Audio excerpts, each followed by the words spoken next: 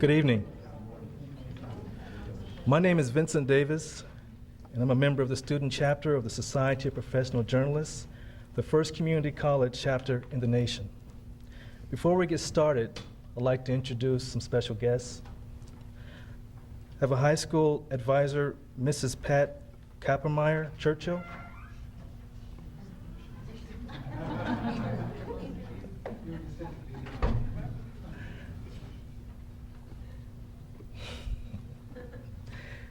Mr. Mike Haig Highland.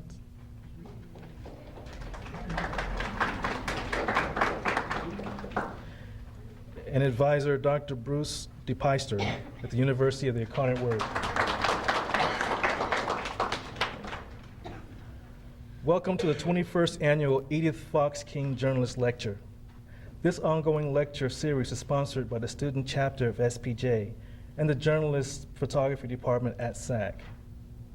Edith Fox King was the first chairperson of the journalism department when the department broke away from the English department in 1975.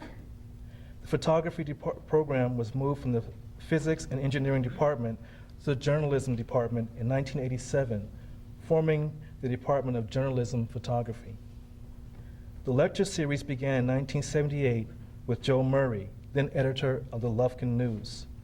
Murray and the News won the Pulitzer Prize for public service for exposing physical and psychological abuses in boot camp training in the United States Marines. Murray discovered that a young mentally challenged Marine recruit had been beaten to death during training. The series caused radical changes in boot camp training. Since that year, 16 Pulitzer Prize winners have appeared in the lecture series, ranging from editorial writer to editorial cartoonist, photojournalist to online editor, investigative reporters, and feature writers. Even the non-Pulitzer Prize winners have been outstanding and current. New York Times reporter Myron Farber had just been released from jail, where he had spent 30 days for not revealing his sources and thus being held in contempt of court. Online editor Griff Palmer had been one of the first reporters on the scene at the Oklahoma City bombing. A longtime friend of this department, Joe Holley, edited the Pulitzer Prize-winning editorial at the San Diego Union in his capacity as editorial page editor. And Hearst newspaper's correspondent, Peggy Simpson, graduated from this city's Jefferson High School. To prove that the world is ever so small, last year's lecturer, Ron Cortez of the Philadelphia Inquirer, took a photography class with Professor Jerry Townsend at this college in the 70s. Each lecturer has brought his or her own personal view of journalism to students and faculty in the journalism photography department at San Antonio College.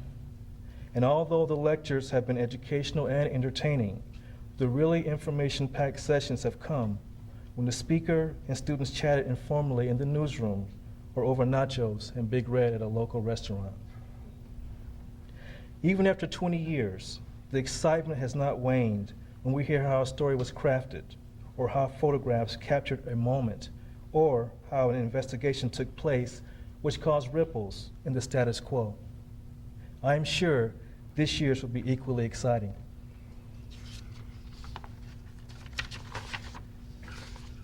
At this time each year, the faculty recognize outstanding students who have won individual awards and tell the awards the Ranger has won. I'd like to introduce instructor Marianne Odom to recognize awards won by the Ranger and individual students during the year.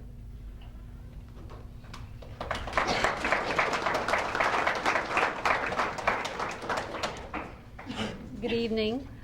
For 2 years in a row, the Ranger has won the Associated Collegiate Press Pacemaker Award.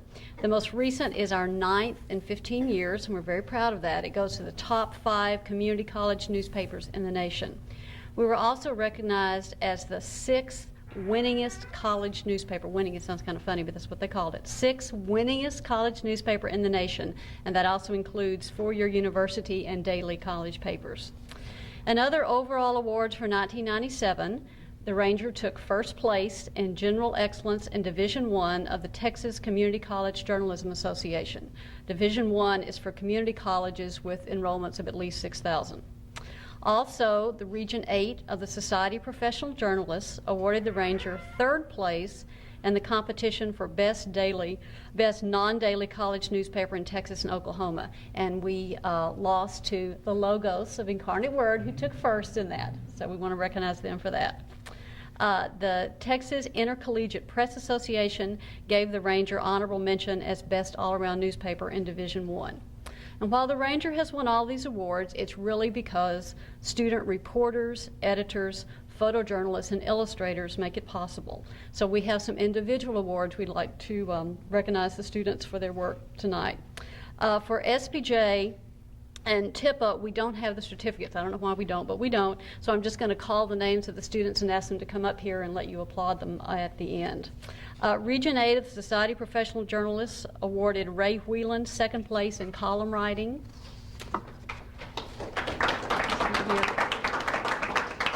And the Texas Intercollegiate Press Association recognized the work of 6 students. Miguel Castro, I know he's here. Miguel won first in news features for a feature on custodians working on the night side. Stacy Young is also here.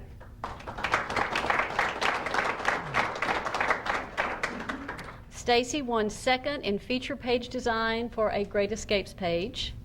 Ben Olivo won second in picture page design for coverage of the annual Martin Luther King March. Matt Hebel won third in photo illustration with a photo called Withering Shadows. Vincent Davis, whom you've already met, won honorable mention. Come on, come here, get up here.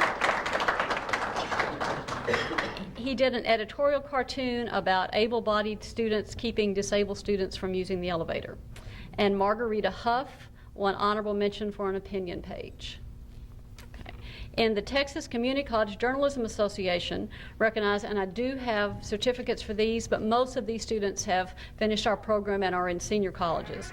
Paul Zeller won first place in picture page for a layout on a farming family in Mexico. He also won third place in sports photo for a shot of students in a bungee game.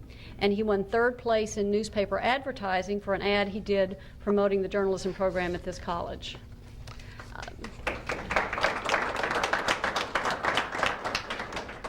And former Ranger editor Laura Jesse won second place in layout and design and third place in in-depth reporting for a series she did on irregularities in the financial management of Kaler Cultural Center.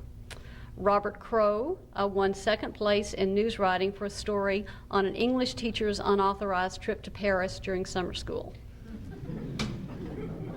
It was a good story. Raymond Whelan won second place in sports features for a feature on a hockey player. And Hector Cavazos won honorable mention for an editorial cartoon of 2 cows discussing the pros and cons of daylight saving time. And the Ranger staff won second place for headlines. So if you join me in applauding those who are here and for all the others who are not.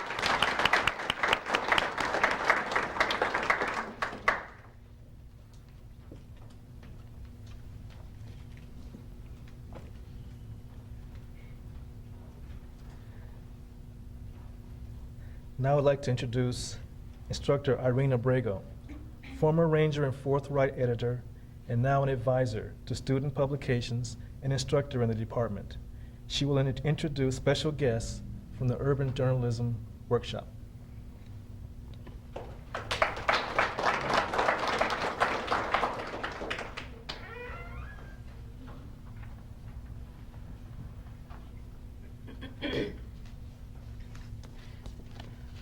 I'm very happy to be able to introduce to you tonight several of the high school students that have been selected for this summer's workshop.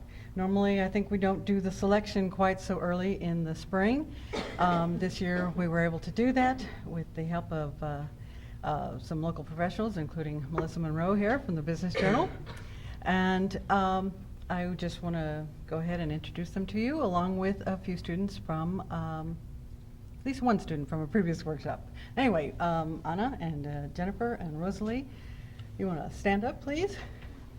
We have with us Ana Briseño from Providence High School, Jennifer Esparza from Lee High School, Rosalie Garlitz from Jefferson High School, and did we have anybody else that I missed coming in from? Yes. I'm sorry, your name? Letty Hernandez. Letty Hernandez. Where is from? Also from Lee. Oh, great. Well, let's give them a big round of applause. Thank you. These guys go through an awful lot to get selected for this program. Rigorous testing, interview process. They have to collect a bunch of letters of recommendation, write a couple of essays. It's no mean feat to get included in this program. So they've worked hard, and we're really looking forward to it. I know at least one from last year's workshop, Christian Samples from Jefferson High School. Oh, I'm sorry. I apologize, Angel. Angel's from Highlands High School. And they were super students last year. We've tried to hang on to them. I'm expecting them both enrolled here very shortly. So thank you very much.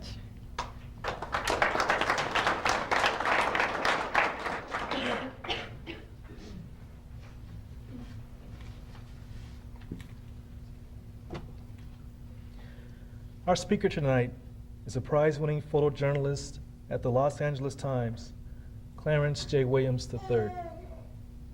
Mr. Williams grew up in Philadelphia, admiring the work of Ron Cortez, last year's featured speaker. Mr. Williams is a 1992 graduate of Temple University in Philadelphia. He worked on publications at Temple and held an internship with the Philadelphia Inquirer in 1992 and another internship with the York Daily Record in Pennsylvania in 1993.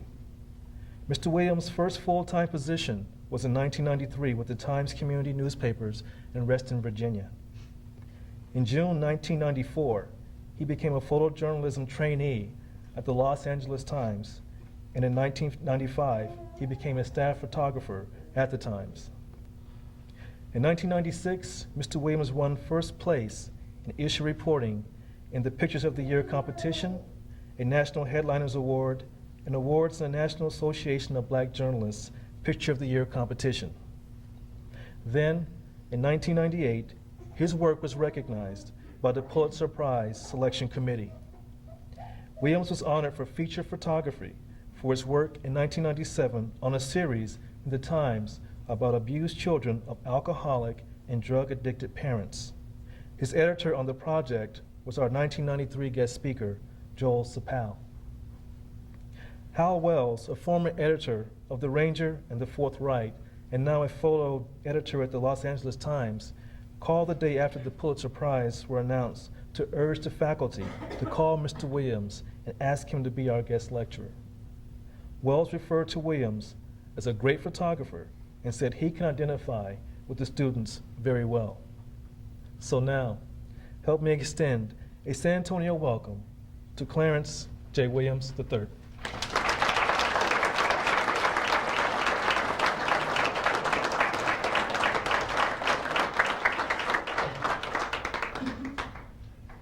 He looks like Hal. Look, Hal, how'd you get here? Well, thank you. I appreciate it. Photojournalism is not about careers. It is not about jobs or awards. It is a mission, a revolution, an ongoing protest. Photography and journalism are a way to move, to stir, to upset. The caretakers of the world are destroying it. We as photojournalists, as revolutionaries, must communicate with the globe's caretakers through our images that have emotion, are spiritual, and possess human feeling. We must be the voice for the voiceless. We must empower the powerless. We must serve the underserved. Our photographic statements must seek and speak of the truth, the painful truth. We must show and share, which is about giving of oneself, which is about love. With hard work, respect and reverence for the responsibility that has been bestowed upon us. Hopefully a bit of understanding, some empathy, and a touch of compassion can be found. Though I am now secure with my mission, after leaving the constant support and protection my parents offered, I became a member of a pool of young black men, depressed, disenchanted, unemployed, and angry. Photojournalism rescued me from myself. I have approached many assignments, whether it was a series about crack abuse on Skid Row in downtown LA, an essay about the LA County jail system, or a piece about children whose parents are drug addicts, with the same professional yet undeniably personal reality that the pain in my subjects' lives is explicably intertwined with my own. I make images that are socially concerned because I am committed to making a difference.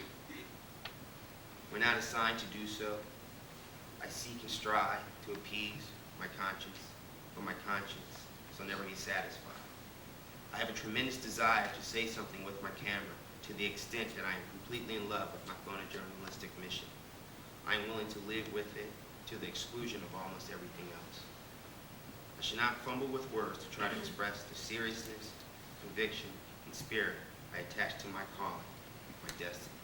I simply have no choice.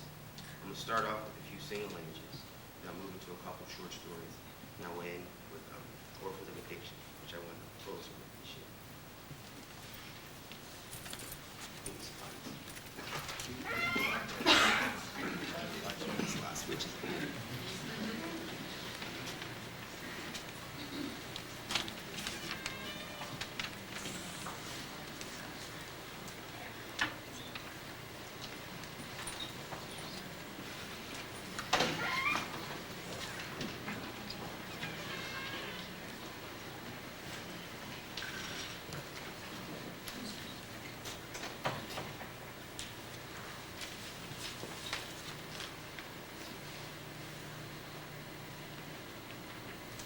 This is a protest.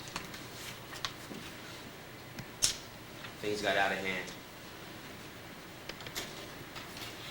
It was the 4th of July, 1996. Brenda Hughes, young lady doing wonderful in school. She just earned a scholarship. She decided to cut for the first time ever. She and her friends went and they stole a can of beer. But before they left the store, they put the beer back.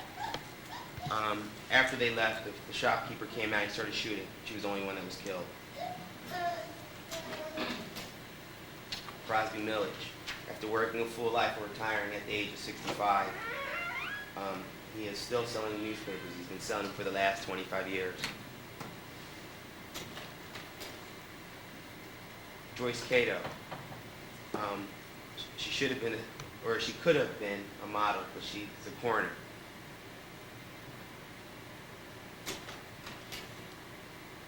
The LA River. In the summertime, when there's water in the LA River, it's toxic runoff.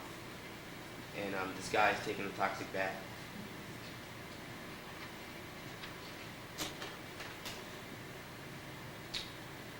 Last year I was asked to come up with some ideas for Thanksgiving. In Skid Row, which I have a story that is coming up shortly, there's an alley called Indian Alley. This is where most of the Native Americans who are addicts hang out. And I thought it would be a good way for our readers to think about the legacy of our country, what has happened and continues to happen to our indigenous population here. It didn't run. Did you say it did not run? It did not run. Arthur Bonner. Arthur Bonner was a Crip. At one point he discovered that he has an affinity for butterflies. So he's on his way to becoming a butterfly scientist. And I was assigned to illustrate the story. And this is how Arthur Bonner made me feel.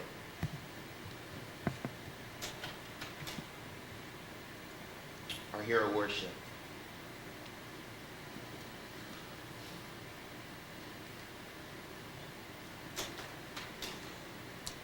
This was an arrest in Long Beach. I don't know whether what he did was wrong or right, but I felt for the young man.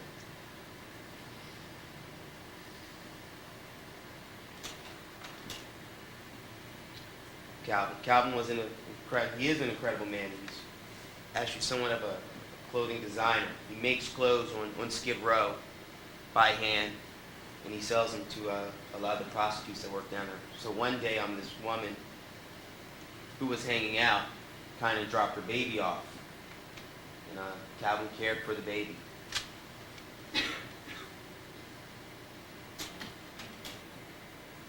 Nancy Minty, she is a lawyer who is but she's actually taking slumlords to task. One thing she does is she goes around and she photographs and documents situations. I was assigned to spend some time with her, and she was actually photographing the rat too. I thought it was just really interesting to see these beautiful little pink shoes. It could be anyone's shoes. I just thought it was a good way to talk about what this little girl has to live with.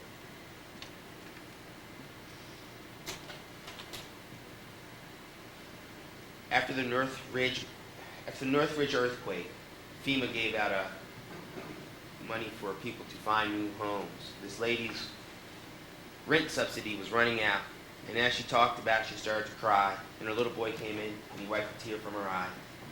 I just thought it was a rather touching moment between a mother and a son. Tapio. Tapio's been cutting hair now, I think, for something like 65 years. He doesn't really cut that much hair, but he goes to work every day nonetheless.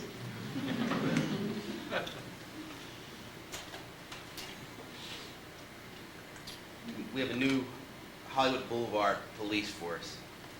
This was their first day, and as they were arresting this guy, his girlfriend leaned over to say goodbye.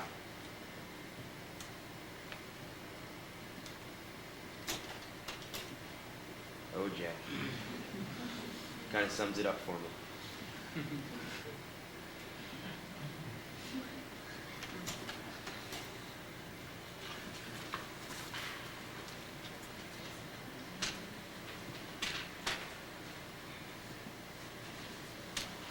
Now, okay, all right. Here we go. Just a little unorganized. Here we go. Skid Row is the area just east of the financial district in downtown Los Angeles. Decades ago, it used to be a place where older alcoholics retired to drink their lives away in peace. Over 2 years ago, a cheap form of cocaine started to emerge on the streets of Los Angeles. Crack, as it is called, has forever changed Los Angeles and especially Skid Row.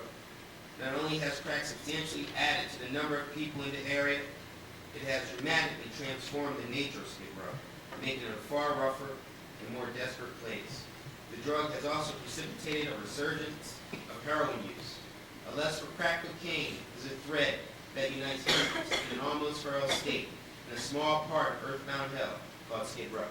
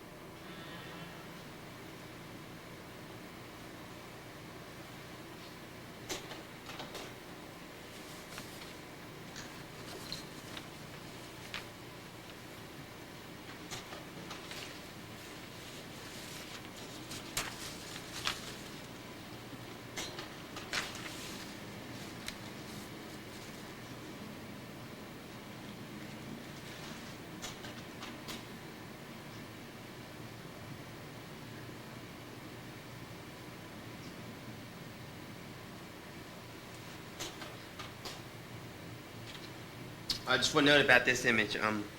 Teresa is the young lady's name, and the day before I made this picture, she gave birth to a baby boy. The baby tested positive and was taken away from her. And I've just never seen anyone hug a dog that way.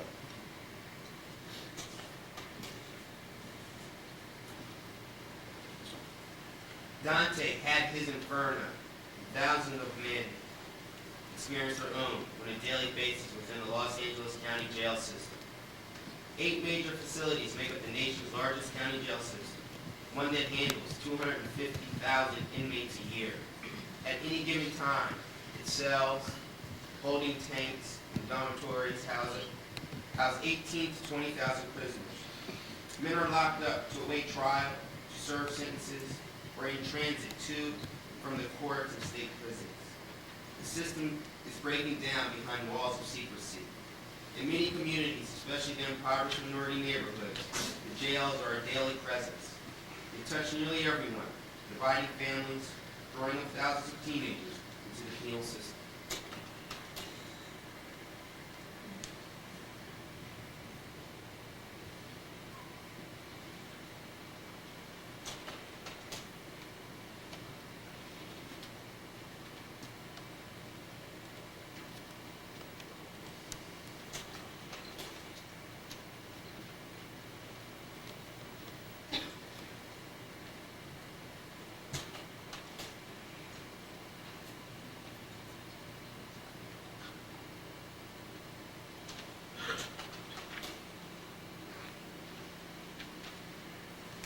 Just note, this guy's in one of the psychiatric wings of county jail.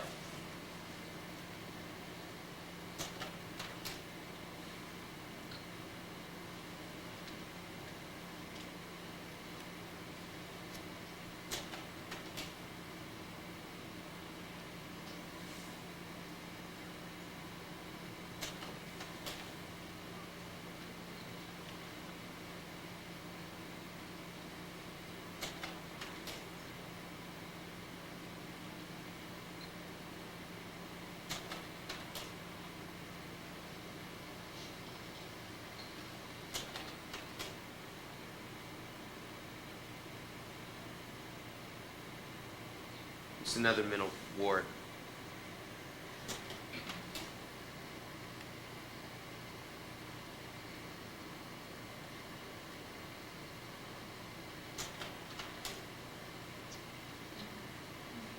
The purple wristband designates him as a candidate for as a 3 strikes offender. I'm not sure if he got 25 to life or not.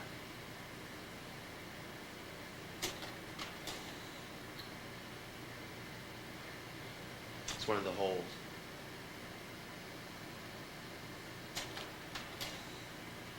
This is one of the medical workers. She's truly dedicated to helping those that end up incarcerated because of their mental conditions.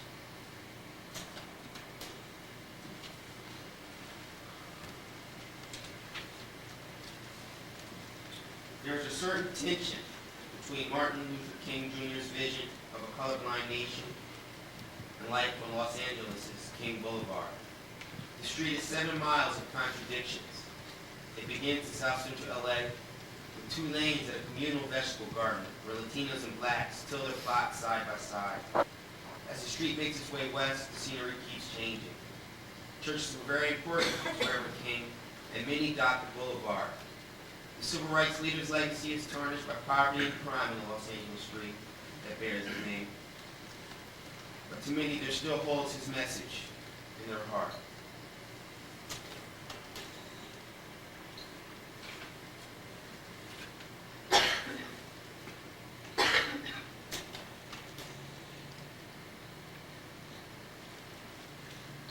It's the new African-American vanguard movement, formerly the Black Panthers.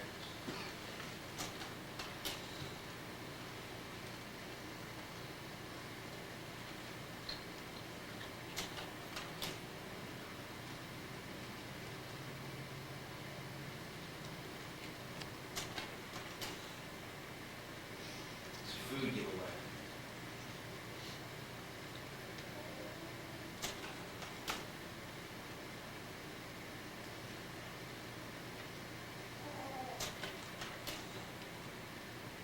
flying fox.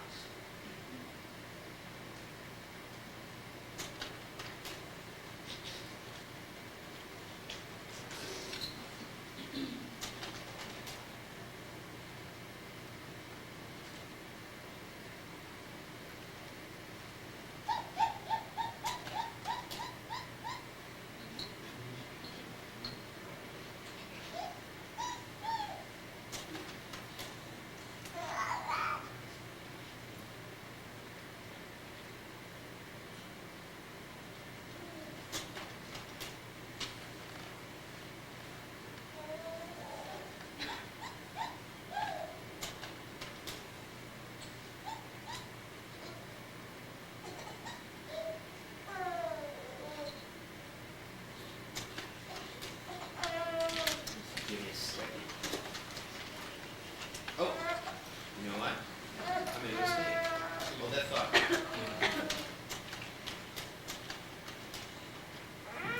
I am one of, I believe the number is 54 grandchildren. My father is the oldest of 15. My grandfather died a few years ago, but since then, Big Mama, as we call it, has been our leader, our heart, our soul. I lost my grandmother this past around Thanksgiving. And as I traveled to New Orleans and then to Mississippi to bury her, I could think of no other way to pay her tribute than to document her goodbye. This is Big Mama.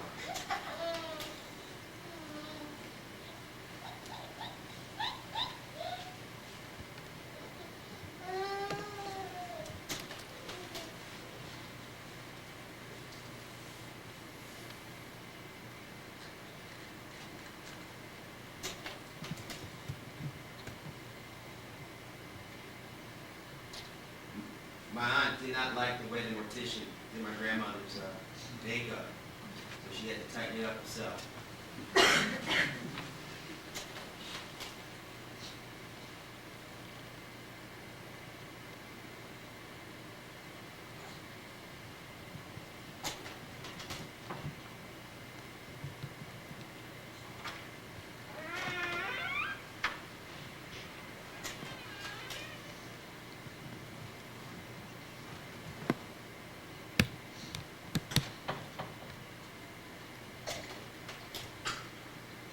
It's my aunt, Mel.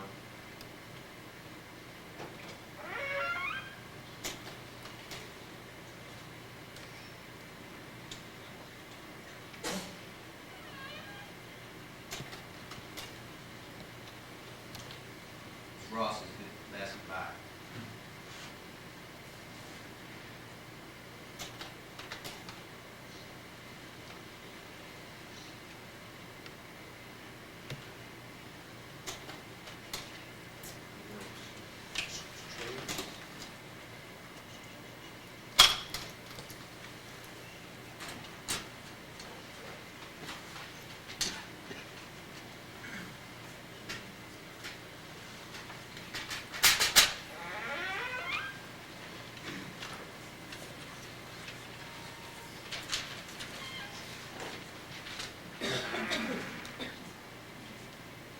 The United States has a higher rate of drug abuse. Has a higher rate of drug abuse than any other industrialized nation. Federal surveys show that at least 1 in 5 children will spend some part of their youth being raised by a parent who is a drug addict or an alcoholic. These children are orphans of addiction. Inside millions of homes, regardless of ethnicity, is where society's most entrenched problems are born, where victimized children grow up to victimize others. A generational cycle is costing taxpayers nearly $200 billion annually in criminal justice costs, health care, and social programs. Through the eyes of 3 children who lived together in a small apartment in Long Beach, California, during the summer of 1997, we are witness to a national tragedy. We spent 5 months from starting to work on the story to when it published in November. During that time, I've heard things that just really have shaken me to my core. It's probably one of the hardest things I've ever had to do, but a lot of good has come out of it. If you have any questions, please feel free to ask as we go through. This is Theodora Triggs and her daughter Tamika. Theodora is 33 years old.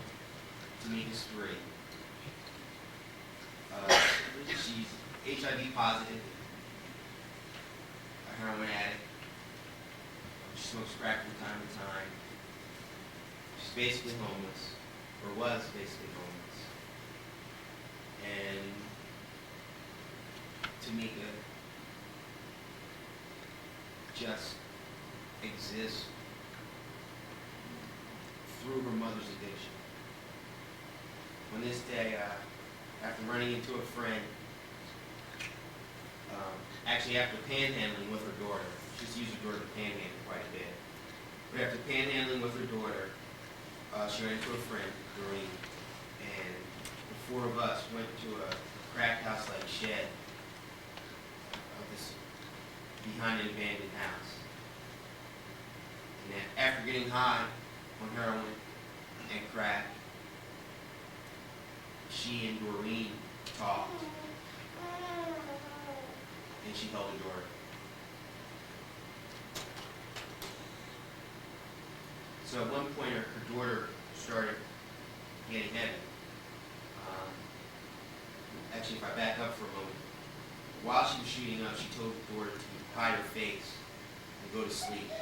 So the little girl at first pretended like she was asleep, and then she eventually fell asleep, and that's how she ended up holding the little girl. The little girl got heavy, so she in turn placed her on the soiled mattress. And the way that I know that the mattress was soiled is that as I made images, I was kneeling on it. And when I stood up, I noticed that my pants were wet. And we hadn't had any rain for months, pretty much for the whole year. We're in the middle of the summer. That is the total area of the shed that we were in. It smelled, there were bugs, flies, fleas. And they just talked.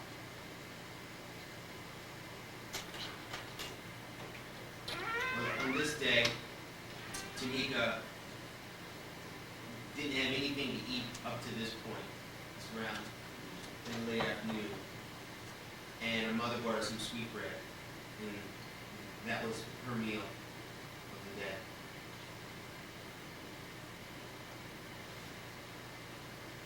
She's a really incredible young lady.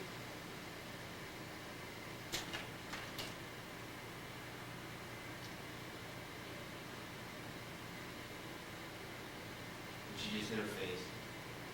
This is when it got hot.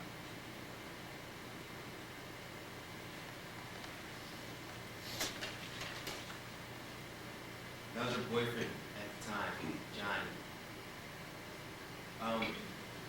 One thing that is very important to me is that people come away, or I hope people come away realizing that addiction is a sickness, yet we treat it as a crime in this country. It's important that we realize that it's so much more than a crime. It's just a result of it as a sickness.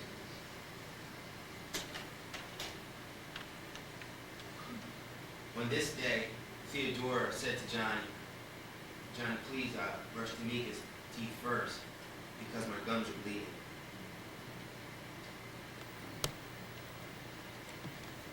And she brushed her teeth first. I was and still am criticized an awful lot for making the frame. But I think it was an important frame to me. The little child has since tested negative. Well, as we go on, I'll get into the situation of all the families. A lot of people felt that they couldn't understand how to make a picture like that. Felt that I should have either stepped in, stopped him from brushing her teeth, called the police, called the DFCS. But I'm not a policing agent. I'm a photojournalist. I'm here to show. This is a problem for all of us. And I don't know if I would have done it, if I would have been able to complete the project. So with that in mind, I know that I did the right thing. But nonetheless, a lot of people criticize.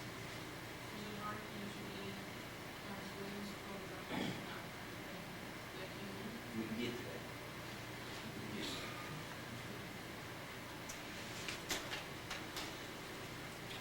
After they finished getting high, we came out of the house. And I just thought it was incredible how this little girl, being what she was through, babies, like, that she was surrounded by abandoned buildings and weeds. Yet to me, the weeds kind of somewhat of a beauty to them, and the lush greens at the top.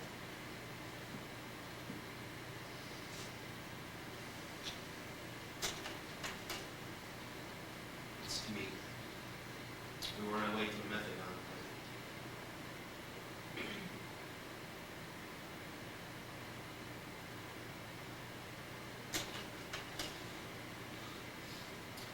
So I would see this little girl, and at times she just did not look like a 3-year-old girl to me. It seems like she has been forced to grow up somewhat rather quickly.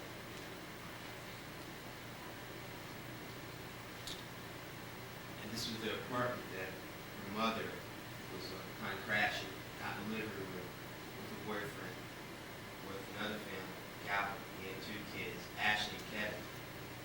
They come along a little later in the essay. But in the small 1-bedroom apartment, not only did all the parents do drugs, they would have their friends come by and do drugs. The bathtub was covered with mold and fleas.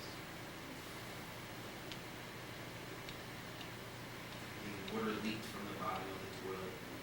They would just throw clothes on the floor to soak up the water.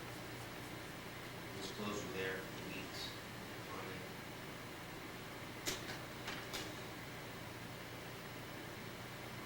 One thing that I realized very early on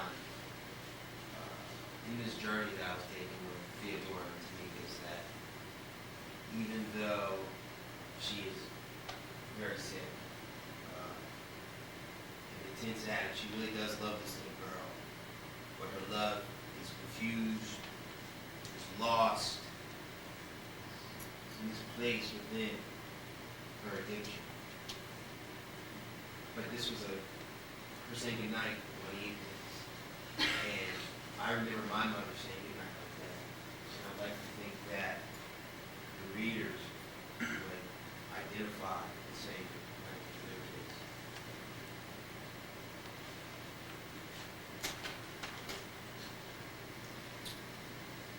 Rita, who we hadn't met yet, but lived in a house, has a son who I think is now incarcerated. But he used to come to Long Beach and spray paint supreme white power for swastika. I just thought it was so very ironic that this little girl whose father is black is swinging her, having the time of life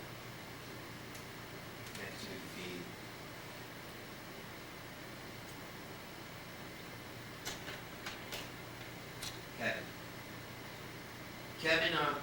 Kevin's 7.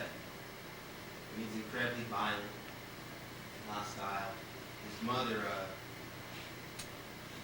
snorted and smoked speed throughout her whole pregnancy. And Kevin is really paying the price, both he and his sister Ashley. After the kids were born, they got a little older, she kind of just bailed on the whole family. His father was trying to raise Kevin and his sister Ashley.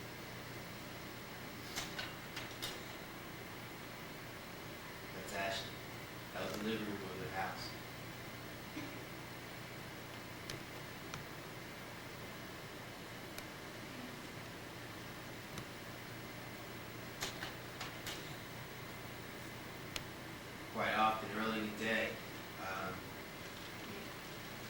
start drinking. Kevin was watching.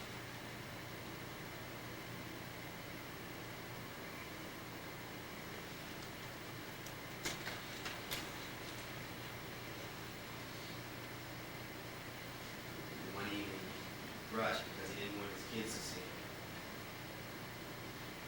But as he kneeled, he really hit the crack pipe.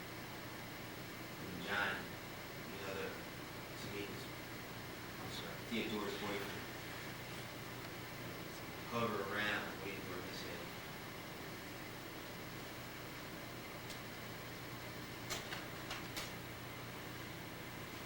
This is Kevin going to sleep one night, and as he lay there were a couple addicts in the kitchen. I don't think they were really doing drugs at the time, but they always were doing something that really made no sense.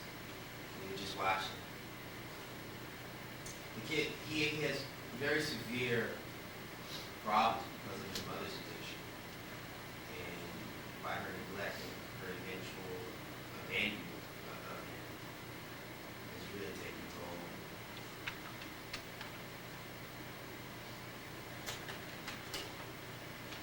This is Rita, his father's girlfriend, and Kevin stays in trouble.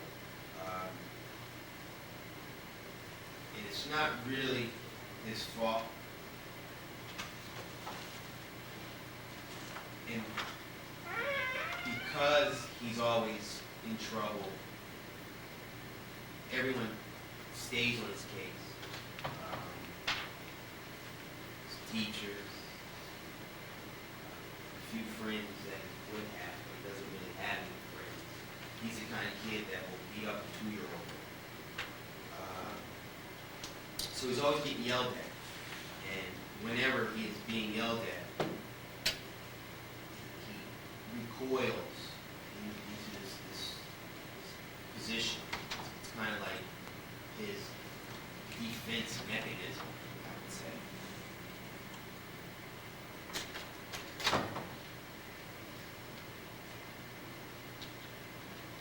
She got really angry one night at how dirty he was. So that's one thing that I noticed is that hygiene, they never really bathe. And she just grabbed his boy and just started to like in his ears. Yes. I mean, in the lower corner. Or in the mirror. No, that's just, it was like a rag that she found.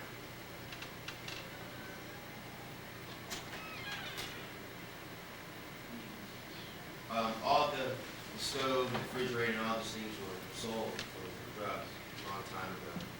This is the night that they were moving.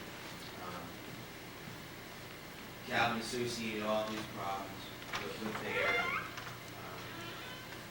And so this night, Kevin was playing with the walker and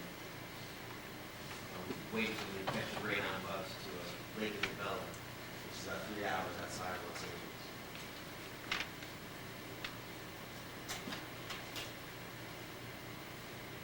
At one point, his sister complained about never having anything new to wear.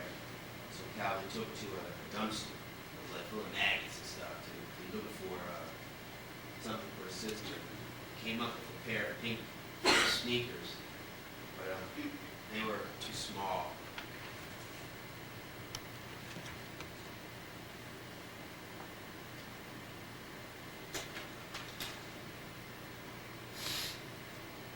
Seeing his father returning from a sneaker buying trip.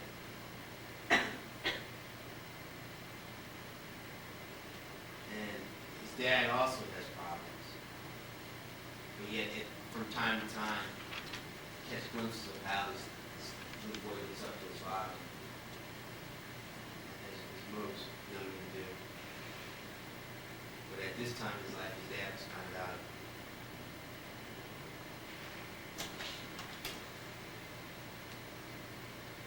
And every night, Ashley used to pray for her father. I believe the prayer went something like, God, please let something nice happen to me today.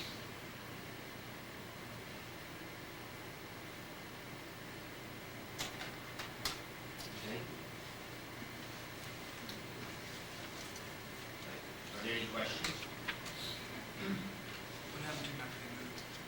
Well, after the story ran, Theodora was arrested.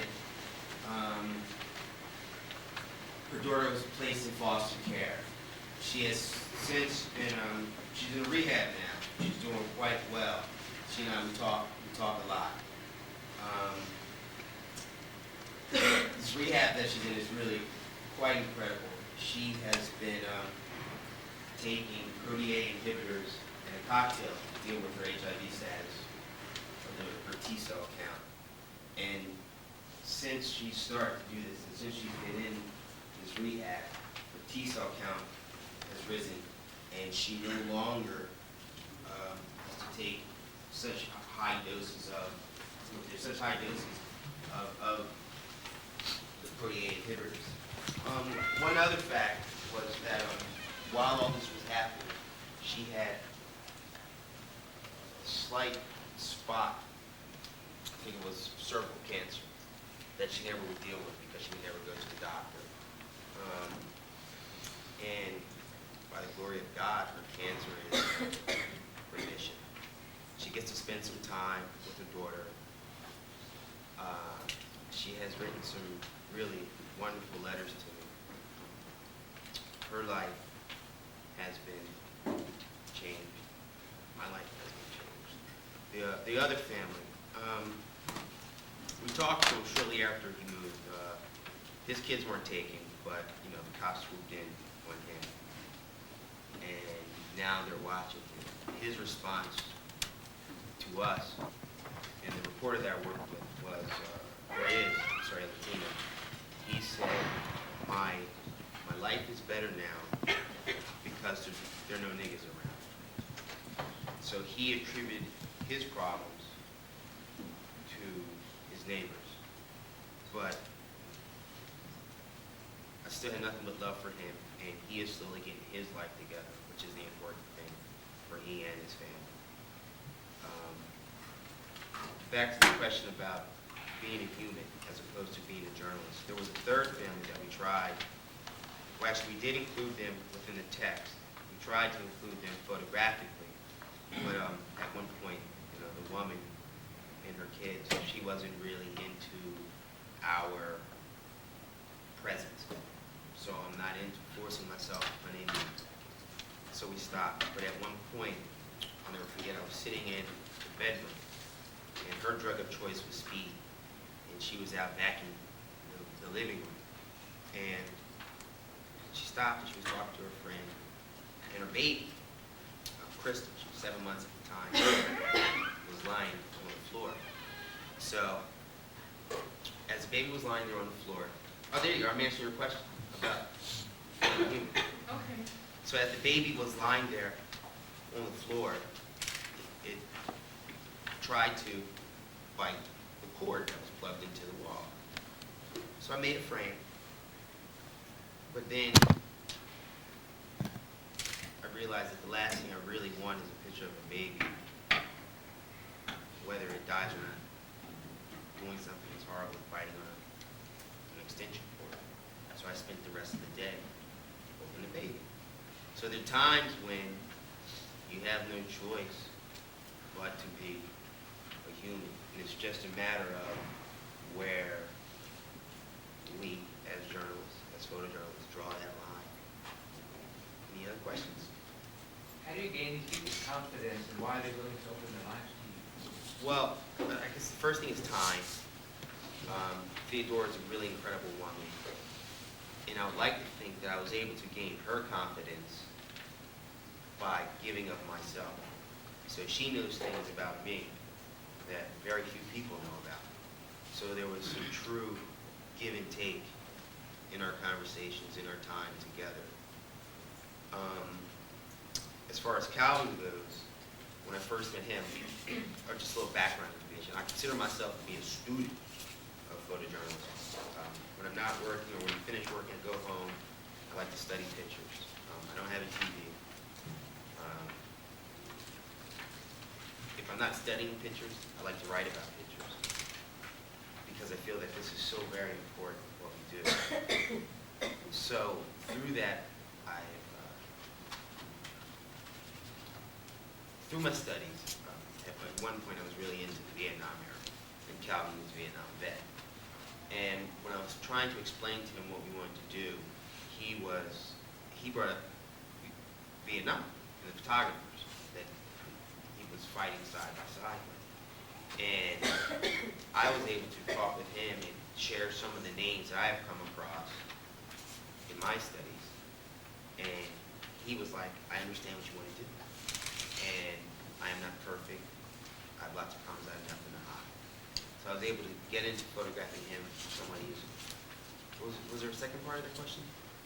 Just why they're open to you. Well, I think that's part of it, because I was really honest, and I like to think that when I meet people, I come at them with love in my heart, and not always, but quite often I get the same in return. I think on some levels, Theodora was kind of screaming out for some help. I never expected that she would be arrested and her child would be taken away. Sometimes I somewhat idealistic to a fault. That I was kind of hoping that by the time the story ran, our life would be better, and they would say, wow, but your life is better, so live on. But that wasn't the case. They found a little girl and her in the garage. There were like heroin needles strewn around, and she was arrested. The little girl was taken. So that's why I think that she allowed us to document her. We never lied to her. We always told her straight up what the deal was. Back to your question again about being, I'm sorry, I'll correct, about being a human. On the day earlier in the story, the day that Tamika only had a piece of sweet bread to eat. At the end of that day, the reporter and I bought food because they were hungry. But after we bought the food, we left, because the last thing I'm trying to do is buy some food and document some people eat some food that we bought for them. So there are times when it's just a matter of being a human. Good question. Where do they get their money to support their addictions? Because I'm sure eventually they sell everything. A combination of elements play in there. One being welfare, two being the selling and trading of anything. Not whether it's just what they own, it's a matter of getting this and selling that. Her boyfriend, he used to break people's legs for money. So there are several ways that they would get money to sustain their habits. Was the reaction of this to go in and save these kids and not do something in a larger sense, or has there been a larger reaction from? After the story ran, calls to our Department of Children and Family Services, I think increased like 42%. The city has since legislated all types of initiatives to deal with the issue. So that's been a surprise and a blessing. But to see how things have happened and have changed on a large scale has really been wonderful. But after seeing what has happened to the families, the important thing to me is that they have been able to turn their lives around. I don't know if I'll ever experience this again, but it was pretty wonderful just to see that take place. But there have been some changes. Yes, sir. How do you manage to get into a neighborhood like that, with a camera and everything, not get mugged or anything like that? I don't wear the little tie.